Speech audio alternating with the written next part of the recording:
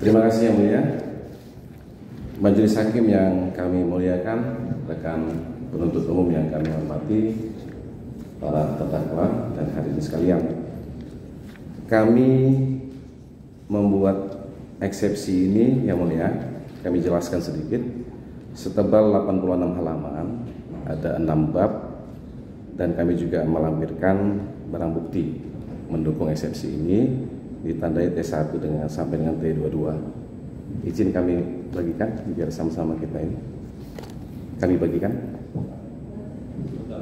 Izin yang mulia sebelum dilanjutkan, karena ini register perkaranya berbeda-beda dan eksepsinya dari para terdakwa ini masing-masing berdiri sendiri, apakah lebih baik jika memang eksepsi dibacakan oleh terdakwa salah satu, yang terdakwa lainnya boleh di luar yang press yang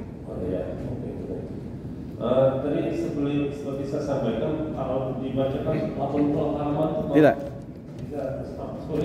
kami bacakan pokok-pokoknya aja yang mulia. Maksudnya kami bagi biar bisa disimak juga. Silakan. Yang lain berapa halaman? dari terdakwa Anto 28 yang mulia. Yang lain? Dari terdakwa Veronica Srihartati 45 halaman, tapi pokoknya kami bacakan sekitar 20 halaman saja.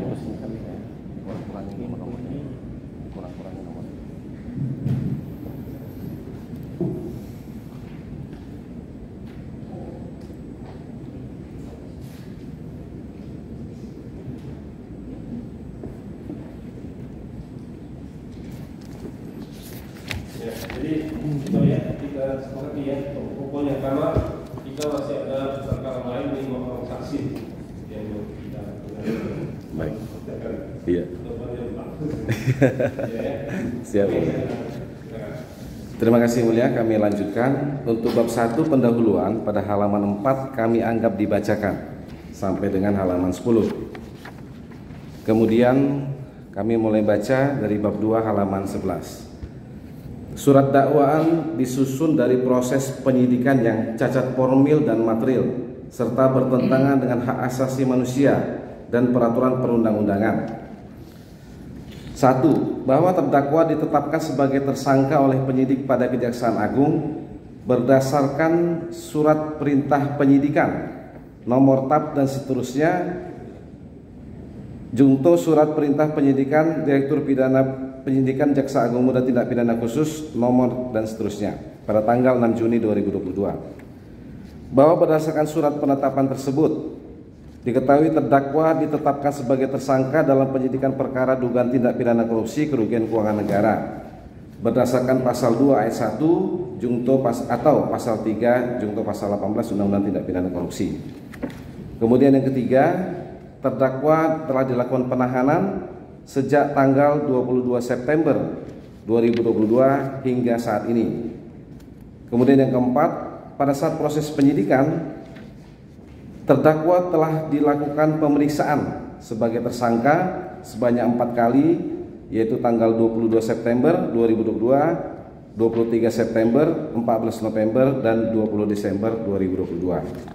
Kelima, bahwa kemudian setelah menunggu sekian lama, penuntut umum melimpahkan perkara pada tanggal 30 Maret 2023. Yang keenam, kemudian pada tanggal 4 April penasihat hukum terdakwa diberitahu dan menerima surat dakwaan nomor register sekian tanggal 29 Maret 2023. Kemudian nomor 7, setelah penasihat hukum terdakwa membaca dan mempelajari surat dakwaan, diketahui adanya laporan hasil audit perhitungan kerugian keuangan negara yang dilakukan oleh BPKP, Badan Pengawasan Keuangan dan Pembangunan, tertanggal 16 Januari 2023. Kedelapan, setelah diteliti lagi dokumen yang terlampir dalam berkas perkara, surat Direktur Penyidikan Jaksa Agung Muda Tindak Pidana Khusus nomor sekian tanggal 10 Juni 2022 perihal bantuan perhitungan kerugian keuangan negara. Kemudian surat Deputi Kepala BPKP membalas surat tersebut nomor sekian tanggal 7 Oktober 2022 dan seterusnya. 9. Bahwa berdasarkan surat tugas BPKP tersebut kemudian diketahui adanya laporan hasil audit perhitungan kerugian keuangan negara atas perkara dugaan tindak pidana korupsi dalam pembelian bidang tanah yang dilakukan oleh PT Adi Persada Realty pada tahun 2012 sampai dengan tahun 2013 tertanggal 16 Januari 2023. 10. Bahwa berdasarkan uraian fakta dokumen termuat dalam berkas perkara, kami simpulkan sebagai berikut. Bahwa pada saat dimulainya penyidikan perkara aku tanggal 6 Juni 2022 dan penetapan sebagai tersangka serta dilakukan penahanan atas diri terdakwa Ferry Febrianto pada tanggal 22 September 2022 belum dilakukan penghitungan kerugian keuangan negara atas pembelian bidang tanah aku. Sebagaimana laporan hasil audit perhitungan kerugian keuangan negara oleh BPKP tertanggal 16 Januari 2023. Bahwa pada saat terdakwa Ferry Febrianto diperiksa sebagai tersangka dan di BAP sebanyak 4 kali, ternyata juga belum ada kepastian hukum terkait dengan perhitungan kerugian keuangan negara atas pembelian bidang tanah yang dilakukan oleh PT Adi Persada Realty pada tahun 2012 sampai dengan 2013. Sebagaimana laporan hasil audit perhitungan kerugian keuangan negara atas perkara dugaan tindak pidana korupsi dalam pembelian bidang tanah nomor PE dan seterusnya tanggal 16 Januari 2023. Bahwa dengan demikian pada saat dimulainya proses penyidikan, penetapan tersangka, penahanan dan pemeriksaan tersangka terhadap terdakwa Ferry Febrianto belum ada dan tidak pasti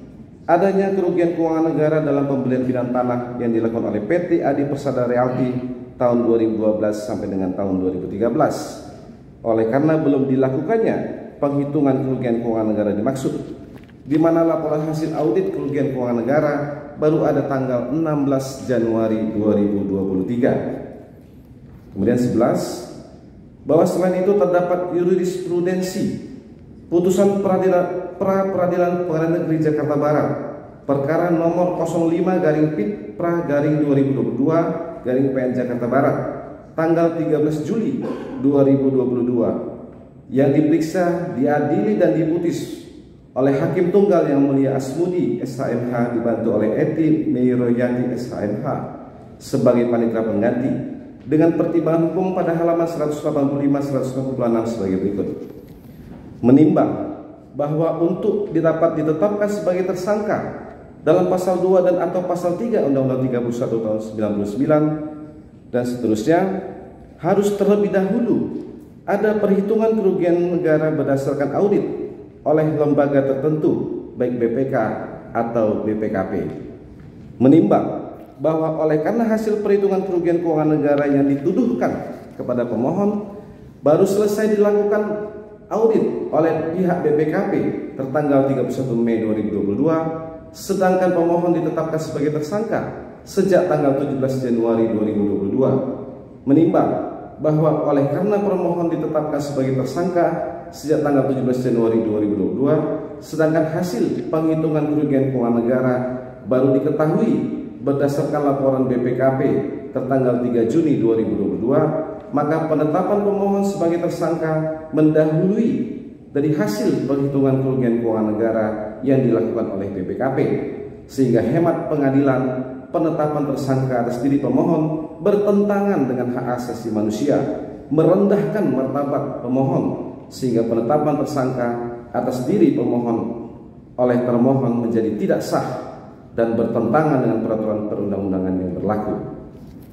12. Bahwa oleh karena terdakwa ditetapkan sebagai tersangka sejak tanggal 22 September 2022, sedangkan hasil penghitungan kerugian keuangan negara baru diketahui pada tanggal 16 Januari 2023 berdasarkan laporan hasil audit perhitungan kerugian keuangan negara yang dilakukan oleh BPKP, maka penetapan terdakwa sebagai tersangka telah mendahului dari hasil penghitungan kerugian keuangan negara yang dilakukan oleh BPKP, sehingga surat dakwaan akuo beralasan hukum untuk dibatalkan atau tidak dapat diterima. 13. Bahwa berdasarkan jurisprudensi pertimbangan hukum dalam putusan Pra-Peradilan PN Jakarta Barat tersebut di atas dikaitkan dengan syarat formil dan material suatu surat dakwaan aku, maka dapat disimpulkan surat dakwaan aku bersumber dari suatu proses penyidikan, penetapan tersangka dan penahanan atas diri terdakwa yang bertentangan dengan hak asasi manusia dan merendahkan martabat terdakwa, sehingga penetapan tersangka atas diri terdakwa seharusnya menjadi tidak sah dan bertentangan dengan peraturan perundang-undangan yang berlaku. Oleh karenanya, beralasan hukum bagi Yang Mulia Majelis Hakim yang memeriksa, mengadili dan memutus perkara aku untuk mengabulkan nota keberatan eksepsi terdakwa dengan membatalkan atau tidak dapat menerima surat dakwaan aku. 14. Nomor 14, 15, 16 dan seterusnya kami anggap dibacakan Yang Mulia. Untuk mempersingkat waktu,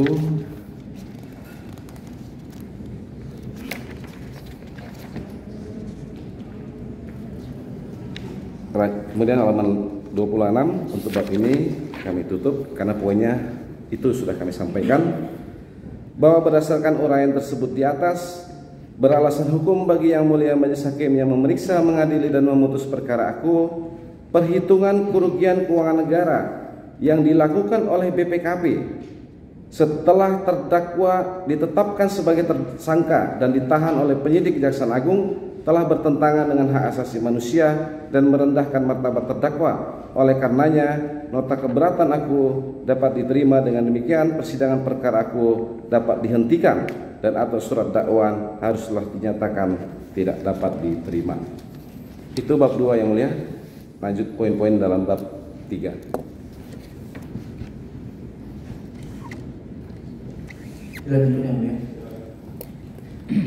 Penutup dan permohonan.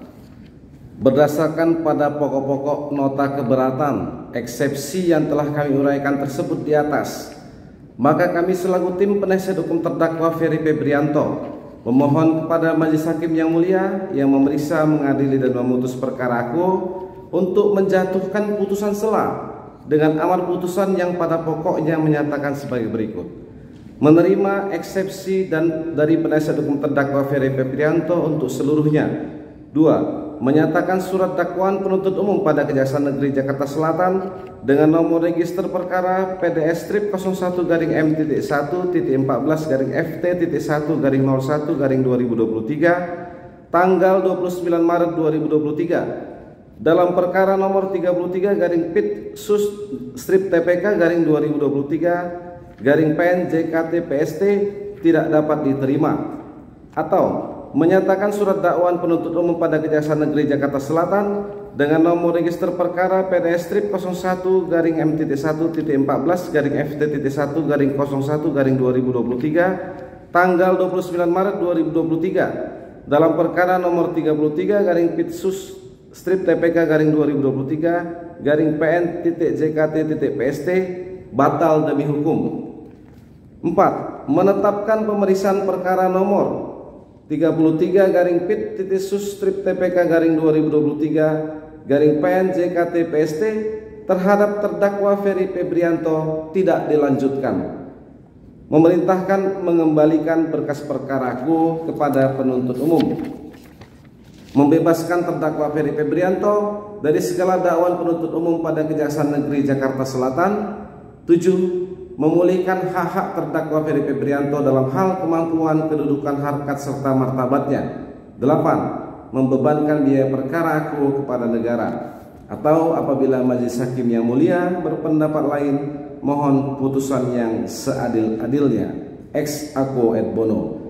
Demikianlah eksepsi terdakwa Ferry Febrianto ini kami baca dan sampaikan kepada Majelis Hakim yang mulia dalam persidangan pada hari ini, Senin tanggal 8 Mei 2023 di Pengadilan Tindak Pidana Korupsi pada Pengadilan Negeri Jakarta Pusat.